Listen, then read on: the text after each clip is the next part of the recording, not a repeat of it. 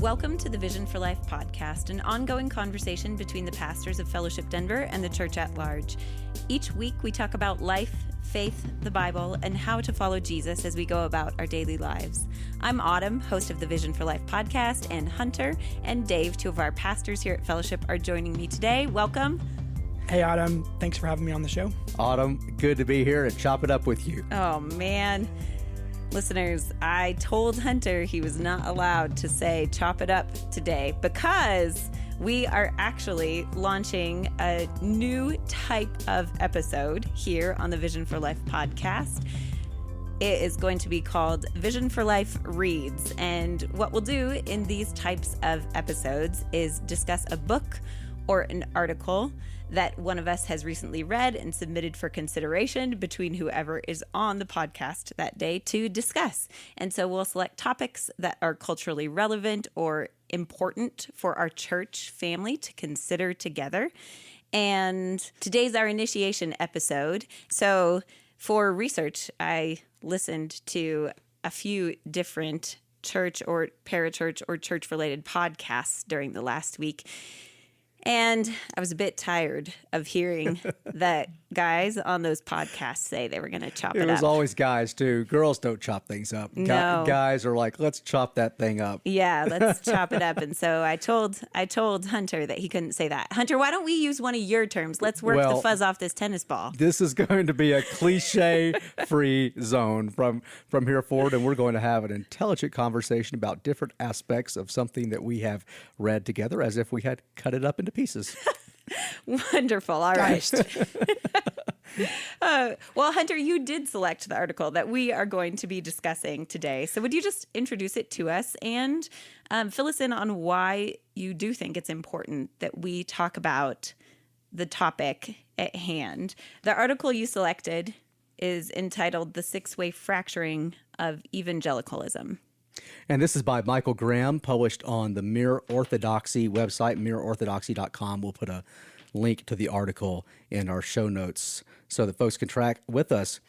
This article, I think, is identifying something that many of us are experiencing, and that is that Christianity in America feels tense, like Christians are fighting with Christians or arguing with Christians, and it feels really tense right now, and it's probably felt more tense in the last 3 or 4 years, particularly with all of the political drama that really surrounded the election of President Trump and his 4-year term, and then the end of that term, and then COVID kind of coming at the end of that term and still being what we're in today, the racial tension that our country has been walking through for the last several years. All of this is contributed to cultural upheaval, which is also then washing back into the church, and we're experiencing that in the church as well. So I think many people are experiencing Christianity as tense, are experiencing Christians as having a lot of sometimes not very friendly intramural debates, and they're not sure what to make about this, and it actually affects our experience of faith on a day-in, day-out basis. So that's why this is good to talk about. This author has taken time to examine some of the different camps or categories that Christians are falling into, and he's examined some of the points of tension. I think has done a pretty good job of summarizing what the tensions are and what the different positions and places of argument are. So that's why this article was really helpful to me. It just helped me understand the landscape a little bit better. It also the author is also predicting the further solidification into certain camps of evangelicalism as it exists in America today. So he shares a thesis about how the Protestant church in America will trend. And that is probably the least helpful part of the article to me. Like anytime we're predicting the future, it's usually only partially correct. But his assessment of where things stand today, I think, is really insightful. And then from that, we're all going to then extrapolate. Here's where we think things are going to go in the future. So he's doing that. But I think the most helpful part of the article is actually where he just says, this is the situation right now today, and helped me understand it. As I read through this, each category, immediately I see names and faces. relationships that have felt tension as people have been pulled in one of these six ways, and other ways, of course, as well. But it felt true to life in our situation right now. One thing he says at the beginning of the article, which I think is important to pull out, he says the last few years have highlighted major differences in how Americans have processed the same cultural moments. Every month seems to bring another national Rorschach test as to how we parse the times. Unlike Rorschach tests, these national events are not always neutral blobs of cultural ink. The same rending of the fabric of America is also happening quietly, or maybe not so quietly, within evangelicalism. Now, even what he means by evangelicalism is going to be a topic for us to discuss. But here's where this is really important. He's observing that a thing that's happening in our culture, which is our culture is having a lot of tense debate and upheaval around cultural events. That same tension is present in the church. And I've spent a lot of my last 20 years studying the history of Christianity across the world and throughout history, not just in America, but throughout history. And it's almost always true that when a culture is going through a period of upheaval, the church in that culture is also facing the same tensions within the church and having debates within the church about how to respond to that cultural moment. So I found this to be like incredibly normal. This happens a lot. It happens all the time. It's happened in American history at several key moments as well, and we'll talk about those. But the first thing I just want our listeners to know is we should just expect when a culture is going through a season of upheaval or turmoil, the same tensions are going to come into the church. We should just expect that that's going to happen. And so in some ways, this is kind of a normal experience that we have to navigate as followers of Christ. The author classifies the churches, the current situation in America, into 6 categories, which we will discuss in a moment. But before we turn to those categories, Hunter, could you summarize the historical context out of which this arises, specifically the terms that he uses? Some of those would be evangelical or evangelicalism, liberalism, as tied to the Christian church. Those are movements that have roots within our American history. And so the terms themselves already imply a certain category or camp. That's right. He also used the term fundamentalist, which has a historical meaning as well. So to take us back, let's go back 100 years. Let's go back to early 1900s in American life. We were going through a major season of cultural upheaval back then, and it was largely being driven by modern philosophy, scientific revolution. So modern philosophy is emphasizing more of the freedom of the individual. The scientific revolution is emphasizing rational scientific knowledge that can be learned by observation and be tested, proven, quote, proven. And then the country's becoming more industrial, so more and more people are moving from the countryside into the cities. They're moving away from their families. I mean, even many of our listeners have probably moved to Denver and are disconnected from mom and dad or from extended family as a result of being in Denver. That was really starting to happen in America in the early 1900s. And so as a result of these trends, the culture is really changing fast. Where we used to be a traditional Christian culture, Christianity was the predominant religion in America. And even if you weren't a church-going Christian in America in the early 1900s, you probably still had the same basic view of the world that a Christian would have. So you still probably believed in God. You probably believed that God had established some kind of order in the world that he calls us to live within, that there's things that are right and there's things that are wrong. And what you believed right and wrong is probably similar to what Christians would believe is right and wrong. So you had a kind of a Christian-informed framework of looking at life, even if you did not practice Christianity. The way I sometimes describe it is what your kids would learn at school Monday through Friday, what they would learn at church on Sunday, and what they would learn at home from mom and dad. Those were basically the same, and there wouldn't be anything they'd learn at school that mom and dad would disagree with or that church wouldn't fundamentally endorse.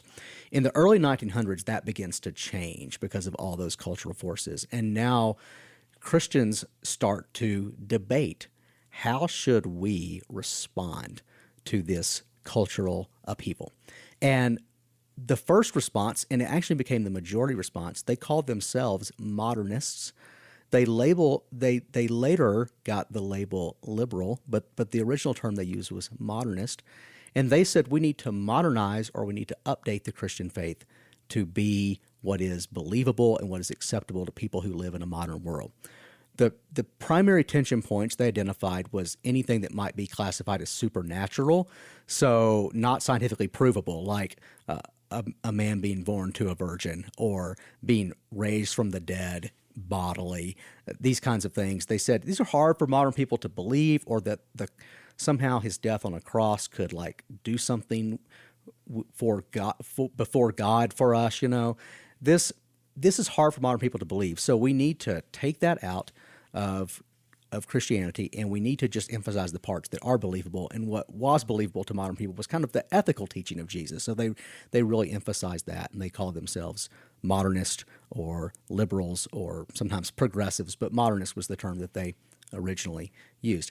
Then there was a reaction to that, and the reaction to that said, no, we need to hold to all the original fundamentals of the faith, and they called themselves fundamentalist. What started to happen with fundamentalists was they looked at their Christian friends who had been trained at universities, who were living in cities, and they said, those people that are really involved in the world, they're becoming worldly, and they're becoming liberal or modernist. They're moving away from Christianity. So we need to get out of that. We need to protect our kids from that space and not participate in that part of the world so that we can preserve our faith. So fundamentalist was not just a commitment to the original doctrines of Christianity and to the authority of the Bible. It also carried with it a belief about how we ought to relate to the culture at large. And that basic belief was separation. It was, sometimes they would describe it as a war, a culture war, a fight. We got to fight it, and we got to separate from it. Mm-hmm. So that was really the state of Christianity in America in 1920, 1930, and the majority response was modernist.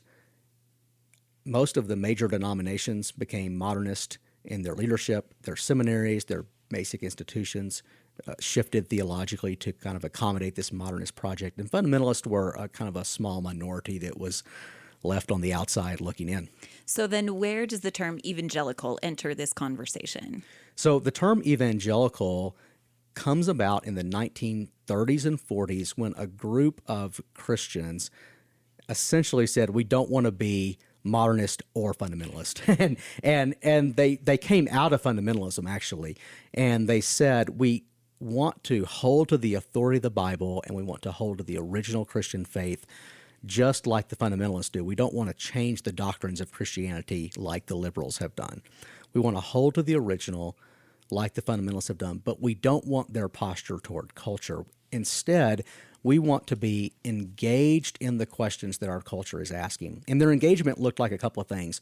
It looked like evangelism. So they saw evangelism as we need to persuade people to believe in Jesus. We need to persuade our children to believe in Jesus and show that the Christian faith is actually the best solution to the world that we live in, and we persuade people to be Christians. So it was that, and then it was also engaged with the needs of the world. They wanted to be engaged in solving problems socially and alleviating poverty, serving the poor and the vulnerable in ways that fundamentalists really weren't doing very well. So it was culturally engaged. Their posture toward culture was not, we're just going to go with the winds of culture, but it wasn't, we're going to withdraw from culture. It was just like, we're going to be distinctly Christian and engaged, and we're going to be orthodox and committed to the Bible. The most prominent leader of that movement was Billy Graham, who was primarily an evangelist, a youth evangelist. There were a couple other leaders who were working closely with him and were friends of his. One was a guy named Carl Henry, who was an academic theologian, and another was a pastor in Boston named Harold Ockenga, who was like a scholar pastor. Tim Keller, if our listeners are familiar with Tim Keller, he's kind of a scholar pastor, would probably be similar to an Ockenga type figure. And these three men, Billy Graham, Harold Ockenga, Carl Henry, they are giving thought leadership and spiritual leadership to this new movement that they named it. They named it neo-evangelicalism, new evangelicalism. The term evangelical originated with the revivals of the First and Second Great Awakenings, and they basically said, we want the gospel. That's what evangel means. We want the gospel. We want a new gospel movement in American culture that is not fundamentalist and it's not liberal, but it's kind of this engaged orthodoxy. They used the term neo-evangelicalism, and it later just became evangelicalism. But all three of these, modernist, liberalism, those were, you said the primary term was modernist, but that is where the term liberalism arose from, was that same camp That's of right. people. Fundamentalists and evangelicals were all still broadly under the umbrella of Protestantism. That's right. They were Protestant, and it was predominantly a white Protestant argument as well. Historians have noted that there's actually a big stream within the historic black church, which is essentially evangelical in its theology and in its posture toward culture. So think of evangelicalism as both a theology and a posture toward culture. It is a theology that's committed to the authority of the Bible and is committed to the historic Christian faith. And it's a posture toward culture that's committed toward engagement in terms of evangelism and being involved in solution to social problems, right? That's its posture. There's a big trend within the black church that is the same thing. They did not necessarily use the term evangelical because that was kind of a white Protestant term. And as the article will point out, over time, evangelical became more and more and more identified with conservative or Republican politics in a way it wasn't when it first came into being in the 30s and 40s. But it became that way, and that caused some resistance among the black church, kind of adopting that label. But this is a disposition theologically and toward culture that crosses even racial boundaries in America.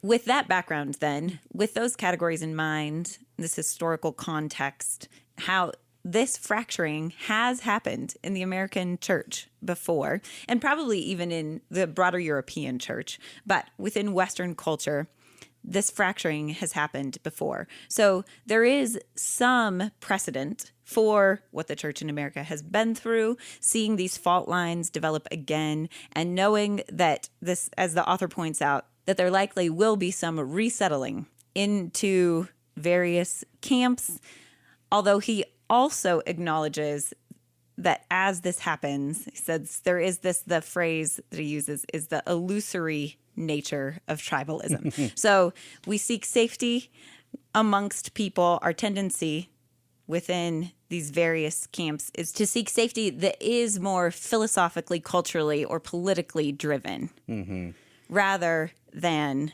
theologically or doctrinally driven necessarily. But when we find a context in which we feel secure or safe or find people who align with us, we're more likely then to attach ourselves to that group. That's right. We often say, hey, I found my people, or I found my tribe. And we all want to be with like-minded people, and we want to work with like-minded people. So that's kind of a natural human tendency. I think it'll help to summarize the 6 categories the author is seeing. And the important point to note before we summarize these categories is actually the title. Michael Graham calls this the 6-way fracturing of evangelicalism. So if we go back, I described the history, and there were these 3 streams. There was this modernist stream, there was this fundamentalist stream, and there was this evangelical stream. And what happened over time, so if that was the situation in the 1930s and 40s, what happened over time was the modernist stream started out as the biggest, and it dwindled over time. So essentially, it never had a lot of spiritual children. It was like the parents never had spiritual children, and so it didn't transfer to the next generation. So it's the biggest stream in the 40s, and by the time you get to the 70s, so just 30 years later, it's become the smallest stream. One of the ways that is seen is just the declining numbers of people who are involved in what's sometimes called mainline Christian churches or denominations. Most of the mainline denominations, like the original Presbyterian USA, the Episcopal Church, the United Methodist Church, most of the mainline denominations in America became modernist or liberal. And then I would say, they would not agree with me, but I would say they did not have the original gospel. And because they did not have the original gospel, they didn't have the power of God. And not having the power of God, they shrunk, And so that happened. They become pretty small by the 70s. They're even smaller today. Fundamentalists also really didn't win the day, and fundamentalists kind of shrank into a very small stream as well. And surprisingly, evangelicalism became the majority Christian movement in America by the 1970s. In fact, Time magazine in 1970 that had a big cover article, "The Year of the Evangelical." There's a great historical book that summarizes the history of this movement, and the author calls it "The Surprising Work of God." That was his title, "The Surprising Work of God," meaning no one could have predicted in the 1930s that evangelicalism would become the big stream within American Christianity. All that to say, this author is now saying what has become of that stream today, or what's becoming of that stream today. So he's primarily looking at evangelicalism and saying, now that stream, which is majority Christianity in America today, that stream is now fracturing, and let's look at how it's fracturing. He also points out that he presents 6 categories. The first 3 of these in his assessment still have some connection to evangelicalism. And the last 3, so numbers 4, 5, and 6, he says have cut ties with evangelicalism, as in they don't want to self-identify as being evangelical. And that's a big fault line, is do people even want to say I'm part of this evangelical thing anymore or not? Now, another fault line is whether they still have any beliefs or doctrines that would be consistent with evangelicalism. But let's summarize these 6 categories.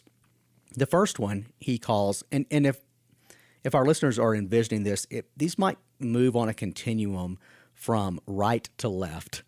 So the first one is kind of going to be the furthest right, so to speak, on the cultural spectrum in America. The last one may be the furthest left. But the first one he calls neo-fundamentalist evangelical.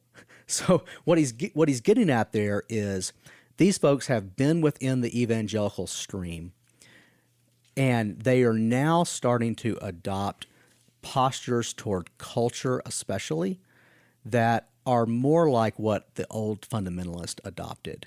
And those postures were fighting, suspicion.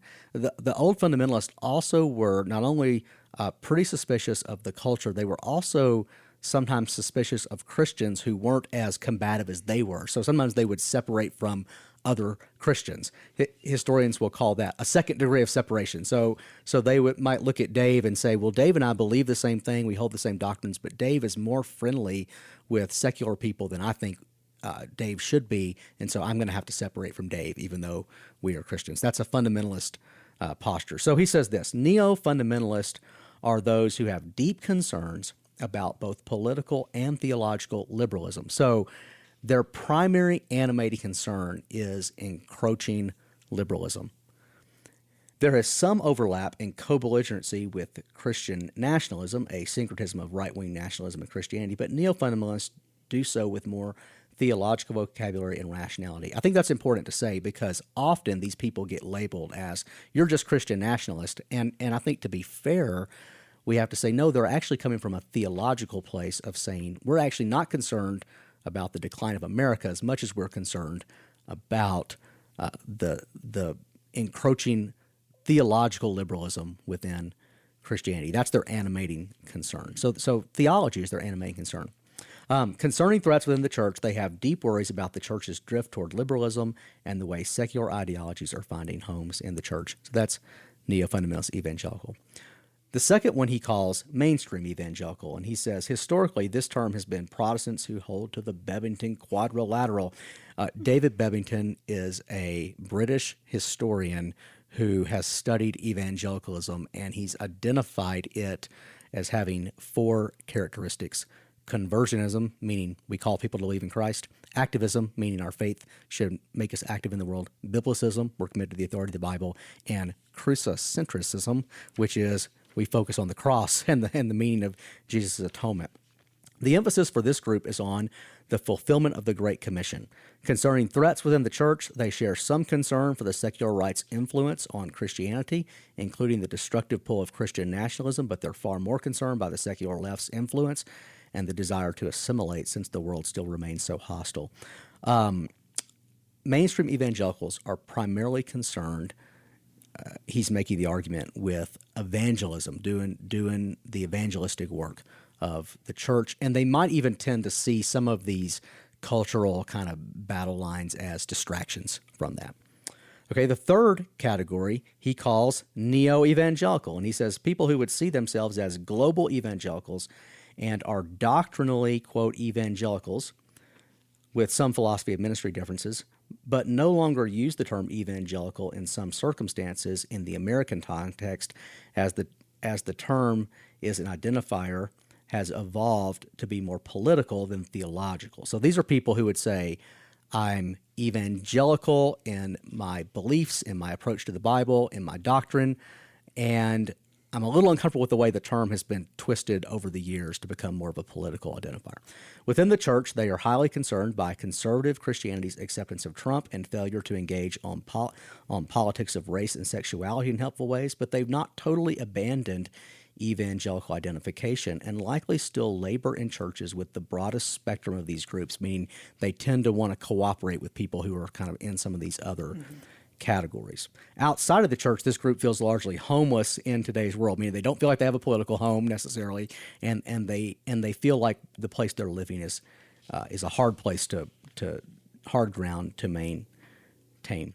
There's equal concern or slightly more, either way, depending on the person, at the threat the left and the right pose to Christians seeking to live peaceful and quiet lives in all godliness. So these people tend to be a little bit more concerned about both secularism and kind of right-wing stuff encroaching on Christianity, that they maybe have both concerns in view. The fourth he calls post-evangelical. This is people who fully left evangelicalism from a self-identification standpoint. They reject that label, and they are still churched and likely still agree with the Apostles' Creed and the Nicene Creed. So these are people who would say, I'm Christian, and I still agree with the core of Christianity, but I'm not at all comfortable with being an evangelical anymore. I actually see many of our friends who are going toward Anglicanism. There's a theologically robust form of Anglican or Church of England Christianity that's really growing in America right now, and it tends to not be as culturally evangelical and politically evangelical as some of the others have been. So I see folks that are going in that direction as really fitting this fourth label here.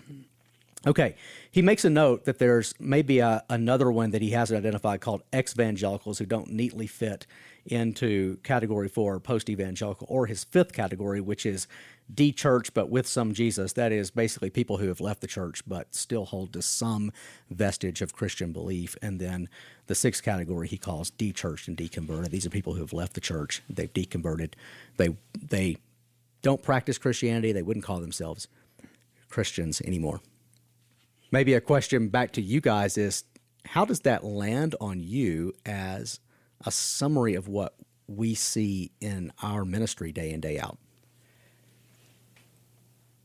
Reading through these categories, as I mentioned, they struck me as true to life.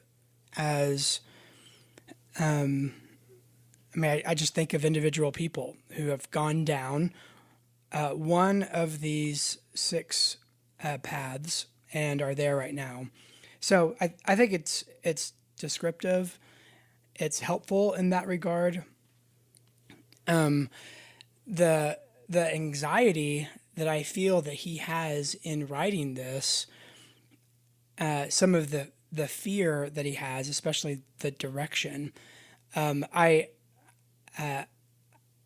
understand why he has those concerns. I, however, feel like these divisions have always been present. And so I don't think it's new for some of the reasons that you've already explained, Hunter, historically.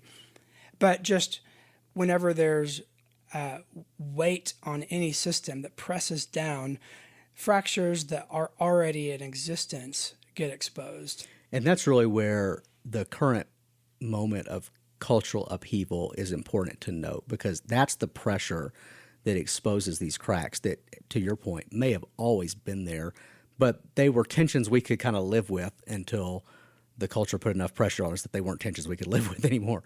That's right. Tim Keller has this great illustration of these little country bridges that are all over the place in the Northeast. And he says occasionally, if you see these little country bridges, occasionally a big truck or a heavy vehicle will ride over the bridge. And if you're underneath the bridge, you actually see, whenever a truck is on top of it, you actually see all these little fractures on the bridge. And the heavier the truck, the more the fractures become obvious. And when the truck moves off the bridge, all of a sudden the bridge kind of rights itself and the fractures appear to disappear, or seem to disappear. They're still there, it's just the weight's not there. Right now we're in a season where there's just a lot of weight on There's the a lot bridge. of weight. And I think that's important to note, because we all feel that weight, and we should realize we're living through a weighty, heavy time. I've been saying to friends, it's not always going to be like this. I can remember times when this weight was not there. I'm looking for times when it's not, but it is our call to be faithful right now. Another category that you and I, Dave, have discussed that maybe isn't represented in this article, but I think it's important to note, is what we would call a new liberalism or a new modernist Christianity that has come out of evangelicalism. So the point is, these folks have grown up with an evangelicalism, but really, as the cultural pressure has become more intense, where they have become is something more like what the old Protestant liberals became. We see that quite a bit, both in our city and in our among people we talk to. In your assessment, are the animating factors for that sort of neo-modernist or neo-liberalism that's coming out of this current stream of evangelicalism, are the animating factors the same? What you described was that back in the early 1900s, as these different streams of Protestantism were developing in the United States, the driving factors were an irreconcilable position on science and things that were stated as fact in the Bible. Mm-hmm. So the resurrection, the virgin birth. Is that still the same? Because my sense is that some of those animating factors are different for this stream of liberalism. They definitely are. And it's always whatever the culture's tension points are. Those are the animating factors. The liberal posture basically says, if we don't change the faith, people aren't going to be able to continue on as Christians. So sometimes there's even a desire to make Christianity accessible to people or believable to people that is driving them. And they're gonna feel the tension wherever the culture is putting tension. So you're right, the pressure points are not the same today. Mm-hmm. To use Dave's illustration, it's a different truck that's putting weight on the bridge today. And that truck today might be called exclusivism, anything that feels exclusive, anything that feels narrow. There is, of course, the sexual revolution, which we've lived through, which now says people's sexual identity is not something you can exclude them over. So that gets kind of wedded into this as well. So where they are tempted to update the faith is on anything that feels exclusive. And those things are that you have to believe in Jesus in order to be reconciled to God. Those things are judgment, like God is going to, at the end of the age, God is going to sort out the kingdom of God from the kingdom of the world, and there's going to be in and there's going to be out, So all of those teachings of Jesus, Matthew 13, Matthew 25, are really difficult for this kind of new liberal folks to accept. And there's classic examples like Rob Bell's work in his book Love Wins is a classic example of liberal Christianity kind of jettisoning that part of Christianity. And then, of course, the sexual ethic is big, especially as it pertains to everything that's included in LGBTQ today. So those are things that they're updating, they're changing, they're accommodating in order to be more up with the times. Mm-hmm. Dave, how do we respond to that particular movement, which I think we feel particularly in this city? And the reason I'm bringing it up is for people that are wrestling with the fracturing of evangelicalism and where they want to land, that can also feel like, well, maybe I need to go into this kind of new kind of Christianity. Well, I think there's a couple ways to think of it. First of all, I think we've used the term movement several times, and even as a church, we say kind of among ourselves that it's our hope to see a gospel movement. Well, and that is something we want to do, but movements giveth and movements taketh away. Movements create social momentum that help build plausibility structures for people to see a particular cause or a particular kind of factor in a worldview as plausible, as something they want to be a part of. It's believable. I could see myself doing that. Yeah, totally. And that's how movements function. Social, political, religious, that's how they function. So when you're in it, when you see a movement like an evangelical, kind of a classic evangelical movement, all of a sudden people who had never seen themselves as a Christian, now that's like, well, my neighbor just became a Christian and there's some things that are actually resonating with my life experience right now, and they move into it. It's amazing to see. Now, but movements actually come and go. And there are always counter movements. And so what we're seeing right now, what I see is kind of a counter movement where now the plausibility structures are shifting. And people who maybe have been caught up in an evangelical movement now are those, what seemed reasonable to them 10 years ago, now with the counter movement, all of a sudden isn't reasonable. And it seems kind of self-evident to them, even they don't appreciate the movement that they're in, but it just comes off as self-evident that I need to change my mind about this. When in fact, they're just a part of a cultural trend moving in a different direction. So I think as Christians who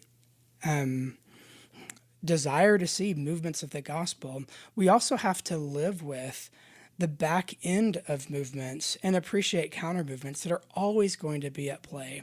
And that's part of being on mission in church. Okay, so back to my original question, how do we kind of coach people to think about today, and particularly how do we coach them to think about this more liberal Protestant movement that's emerging, this more liberal evangelical movement that's emerging? I think movement's the right term, and it looks plausible today. And how do we help people think about that? You're saying, well, see it for what it is. It is a movement that looks plausible because of the times in which we're living. And we should always examine whether we're just kind of being drawn along by the times in which we're living, or if what we're believing is truly biblical or original Christianity, right? That's right. And there was a critique that was made of the original Protestant liberalism when it emerged in the 1920s and 30s that proved really true over time. And the critique was made by a theologian named J. Gresham Machen, and he wrote a book called Christianity and Liberalism. And he really critiqued the liberal or the modernist movement. And his critique was basically this: it's not Christianity. It's not Christianity in the original sense of what Christianity was. Like just factually speaking, if you go back and say, what was Jesus about and what were the apostles about? What was their message? What was their teaching? This is not that. So it's not Christianity in the same way that you're not sitting on a bench, you're sitting on a sofa. And factually speaking, that's a sofa. It's not a bench. So he was just making a factual observation. He said it's not Christianity. And we should think of it as a different religion, actually. And he observed they use all the same terms as Christianity, as original Christianity, but they fill those terms with different meaning. An example would be Christians say Jesus died for our sin. And Original Christianity meant Jesus died as an atonement and a sacrifice for our sin. Liberal Christianity meant that Jesus died as an example of love to show us how to become less sinful by loving other people, right? Those are just two different things. And so that was his point. It's not Christianity. And I actually think that's a critique that applies today as well. Now, I think his critique proved true because over time, the modernist movement proved to not have the power of Christianity in it. So it didn't behave like Christianity usually behaves, which is people come to faith and follow Jesus in it, right? And instead, people just used it as an exit. It was almost like an exit ramp to Christianity for most people. And that's what's happening today. So I would argue factually that, like what you see represented, Rob Bell would be a classic example. Brian McLaren was an author back when this movement emerged, who was very popular. I would argue that it's just factually not Christianity. Well, and Jesus gave his disciples a really clear picture of how this would function. He said the kingdom of God is like a sower who goes out and sows seed. And the seed goes and is spread on different kinds of soil, and it actually responds differently. And there's actually a couple of different seeds and shoots that come out of the seeds that actually look the same for a while. And then he says there's one particular that grows. It seems to be good, and yet the worries of this world choke out the seed, and eventually it dies. Yeah. So my friends that are in that stream, like, they're my friends. I love them. We can have some interesting conversations because we have some of the same background and some of the same language. But I basically, in my mind, in my heart, I think of them as, well, we're not the same. You know, we're just not in the same place. We're not Christians, at least not in both Christians, at least not in the same way. You know, it feels like a really hard thing to say that. Like, man, that's really cruel or mean to say that. But I just think it's real. And it's helpful to be clear. Yeah. For them, and maybe it could be useful for them to go, okay, if it's true that I actually don't believe the way a sort of historic Christians believes, then am I okay with that? And if you're not okay with that, maybe it's an opportunity for that person to evaluate what they believe. Maybe they have gotten caught up in one of these counter movements and needs to come back. And again, Scripture is filled with examples of people who've been brought back into the faith. And it takes sort of very hard conversations with real friends often to bring people back into the faith.